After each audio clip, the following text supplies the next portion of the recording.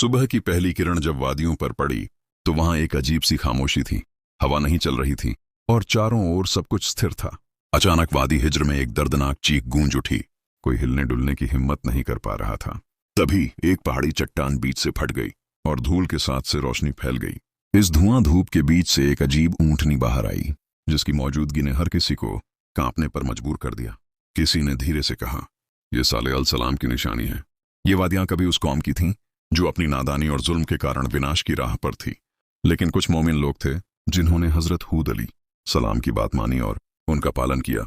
अल्लाह ने उन्हें बचा लिया। अजब के बाद वादियों में केवल टूटी फूटी इमारतें और हवा में अजाब का धुआं ही बचा था। बचे हुए लोग एक दूसरे की ओर देखकर कहते, शुक्र है कि हमने अल सलाम की बात मानी। यदि अल्लाह हमें नहीं बचाता तो हम भी तबाह हो जाते। ये मोमिन लोग वादियात छोड़कर एक नई जमीन की ओर निकल पड़े, जहां उन्हें पानी, खुशहाली और सुरक्षा मिले। उनका सफर आसान नहीं था। नजद और हिजाज की पहाड़ियों और कठिन रास्तों को पार करना पड़ा।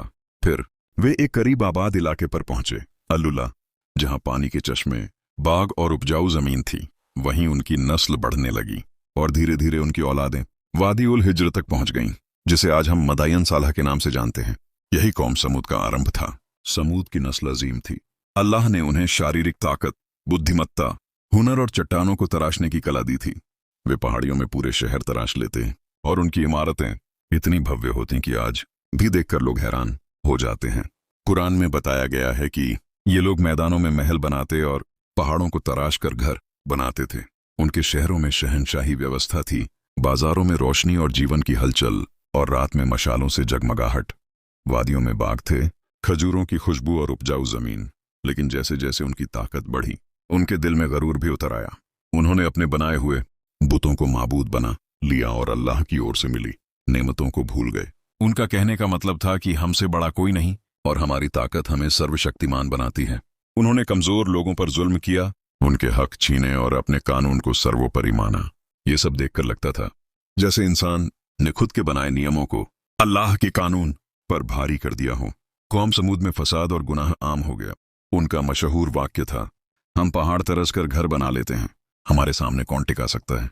उन्होंने अपनी ताकत को अल्लाह की नेमत समझ लिया था और यही उनकी सबसे बड़ी भूल थी। इसी वादी में उबैद बिन मस के घर एक नूरानी बच्चा पैदा हुआ, सालेह अलैहिस्सलाम। सालेह का बचपन ही अलग था।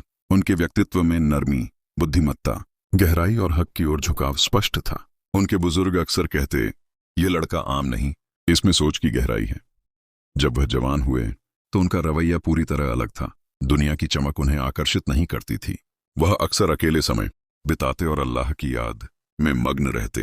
एक रात अल्लाह ने उन्हें नबूवत का पद दिया। सालेह अलैहिस्सलाम ने अपनी बस्ती में जाकर लोगों को बताया कि सिर्फ अल्लाह की इबादत करें और कोई माबूद उसके सिवा नहीं।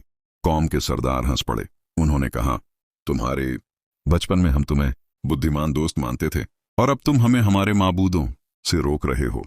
सालेह अलैहिस्सलाम ने प्यार से समझाया कि यह वादी, ये इमारतें और यह कुदरत अल्लाह की नेमत हैं। उन्हें इन पर गर्व नहीं करना चाहिए और शिर्क से बचना चाहिए।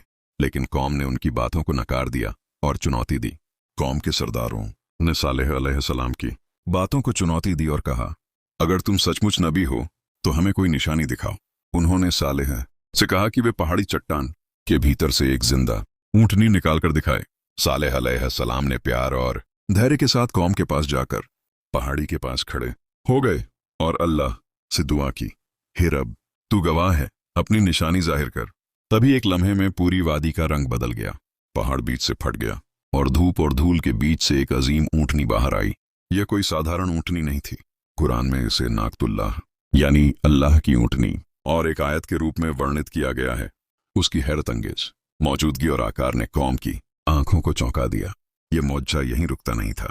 ऊंटनी पूरे दिन वादी के कुएं से पानी पीती थी और उस दिन कुआं पूरी तरह सूख जाता था। लोग परेशान हो जाते क्योंकि कुएं का पानी खत्म हो जाता था। लेकिन अल्लाह ने इसका मुआवजा भी दिया।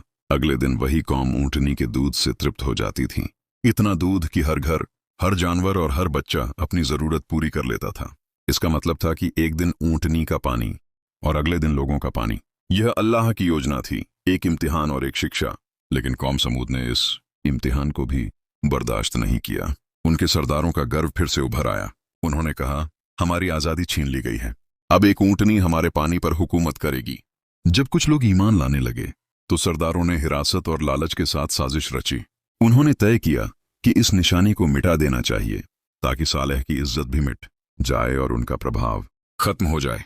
एक अमीर औरत ने प्रस्ताव रखा कि जो कोई ऊंटनी को मार देगा वह उसकी बेटी से शादी कर सके। नौजवान तैयार हो गए और उसी रात ऊंटनी का पीछा करने के लिए निकल पड़े। ऊंटनी जब पानी पीकर वापस जा रही थी तो उनमें से एक ने तीर चलाया। ऊंटनी का पांव जख्मी हो गया और फिर सभी ने मिलकर उस निशानी को कत्ल कर दिया। कौम चीख उठी, हमने ऊंटनी को मार डाला, अब सारा पानी हमारा है। यह वही जुर्म था जिस पर अल्लाह ने अजाब का वादा किया था। सालेह अलैहिस्सलाम आए। उनका चेहरा पीला और आंखों में आंसू थे। उन्होंने कहा, कौन तुमने क्या किया? अल्लाह की निशानी का कत्ल कर दिया। अब तुम्हारे पास केवल तय दिन बचे हैं। पहली नजर में अजाब दिखाई नहीं दिया, लेकिन अल्लाह का काउंटडाउन शुरू हो गया। पहले दिन कौम के चेहरे जर्द और थके हुए नजर आए। दूसरे दिन उनकी त्वचा सुर्ख और हवा गर्म हो गई, आसमान लाल हो गया। तीसरे दिन चेहरे सिया पड़ गए, वादी में मौत की बू फैली और कौम महसूस करने लगी कि गलती हो गई है। फिर फज्र से पहले ही आसमान कांपा, पहाड़ हिले और जमीन से एक खौफनाक आवाज उठी। उसके बाद एक ऐसी चीख गूंजी कि दिल फट गए और रूहें शरीर से अलग हो गईं। कौम समूद के सभी लोग अपने घरों में उल्टे पड़े रह गए। कुरान में आया है कि यह एक चीख थी जिसने उन्हें पकड़ लिया और यही उनकी मौत का कारण बनी। सालेह अलैहिस्सलाम वादी के किनारे खड़े होकर बोले, मैंने तुम्हें समझाया था मगर तुम नसीहत को पसंद नहीं करते थे। इस घटना ने हमेशा के लिए यह साबित कर दिया कि जब कोई अल्लाह की निशानी को नकारता है तो इमारतें या धन उन्हें बचा नहीं सकते। केवल ईमान और नसीहत ही सुरक्षा प्रदान करती है। यह कहानी न केवल कौम समूद की विनाश की है, बल्कि यह आज भी इंसानों को चेतावनी देती है कि जब शक्ति और दौलत का गर्व इंसान के दिल में घुस जाए तो वह अल्लाह की नेमतों की कदर नहीं कर पाता। सालेह अलैहिस्सलाम का धैर्य और कौम समूद की बर्बादी के बाद वादी में खामोशी छा गई। पहले जो जगहें जीवंत और रोशनी से जगमगाती थीं, अब केवल टूटी फूटी इमारतें और धूल के ढेर रह गए थे। वादियों में पहले की हलचल, बाजारों की आवाज, बागों की खुशबू और खजूरों की मिठास अब सिर्फ याद बनकर रह गई थी। यह खामोशी कौम की नाफरमानी का सबूत थी और यह दर्शाती थी कि शक्ति और दौलत का गर्व इंसान को कैसे विनाश की ओर ले जाता है। सालेह अलैहिस्सलाम वादी के किनारे खड़े थे और उनके चेहरे पर दुख और पीड़ा साफ झलक रही थी। उन्होंने कहा, मैंने तुम्हें समझाया था, तुम्हारे पास कई अवसर थे लेकिन तुमने नसीहत को ठुकरा दिया। आज तुम्हारी ताकत और दौलत भी तुम्हें बचा नहीं पाएगी। उनका संदेश साफ था, ईमान और अल्लाह की आज्ञा के बिना सबसे बड़ी ताकत भी बेकार हो जाती है। पहाड़ों के बीच से निकली ऊंटनी का मोजा केवल एक चेतावनी थी। उसका पानी और दूध कौम के लिए जीवन का साधन थे, लेकिन यह भी उनके लिए एक इम्तिहान था। एक दिन ऊंटनी का पानी और अगले दिन लोगों का पानी।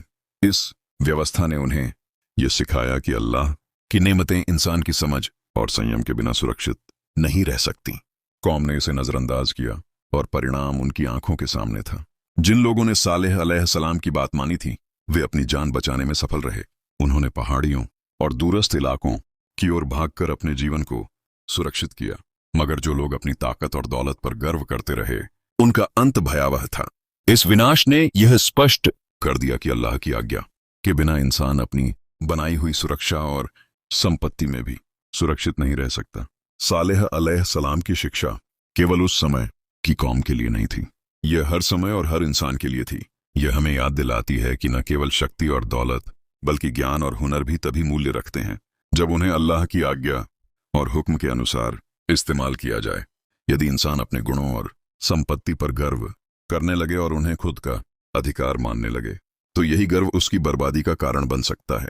कुरान में कौम समूद की कहानी ने यह संदेश हमेशा के लिए सुरक्षित रखा है। यह कहानी हमें दिखाती है कि चाहे इमारतें कितनी भी भव्य हों, चाहे शक्ति कितनी भी अधिक हो, लेकिन अगर इंसान अल्लाह की नेमतों का शुक्र अदा नहीं करता और शिर्क में पड़ जाता है तो उसकी नियति विनाश है। ऊंटनी का मोजा और उसकी व्यवस्था यह स्पष्ट करती है कि अल्लाह का नियम हमेशा सर्वोपरि है और वह अपने पैगाम के अनुसार ईमानदारों को बचाता है। सालेह अलैहिस्सलाम ने अपने कौम को बार बार समझाया। उन्होंने कहा कि यह वादी, यह बाग, यह पानी और यह इमारतें केवल अल्लाह की नेमत हैं। इन्हें अपनी ताकत और समझ का कारण मत समझो। शिर्क मत करो और ईमान को थामे रहो। लेकिन कौम की आंखें गर्व और लालच से अंधी थीं। उन्होंने न केवल निशानी को मार डाला बल्कि अपने ही विनाश की नींव रख दी। इस बर्बादी ने यह भी स्पष्ट किया कि अल्लाह की आज्ञा का पालन करना और ईमान की राह पकड़ना ही इंसान को असली सुरक्षा देता है। चाहे कितनी भी भव्य इमारतें हों, चाहे कितनी भी संपत्ति हो, यदि ईमान नहीं है तो सब व्यर्थ है। ऊंटनी का मौजज़ा केवल चेतावनी नहीं बल्कि एक शिक्षा थी, जीवन की सही दिशा का पाठ। सालेह अलैह सलाम की कहानी आज भी हमें यही याद दिलाती है कि इंसान का सबसे बड़ा पूंजी उसकी ईमानदारी और अल्लाह की आज्ञा का पालन है। चाहे समय कितना भी बदल जाए, चाहे समाज की दशा कैसी भी हो, यह शिक्षा हमेशा सटीक और प्रासंगिक है। अल्लाह की नेमतों का आदर करना और शिर्क से बचना ही जीवन की असली सुरक्षा और सफलता का मार्ग है।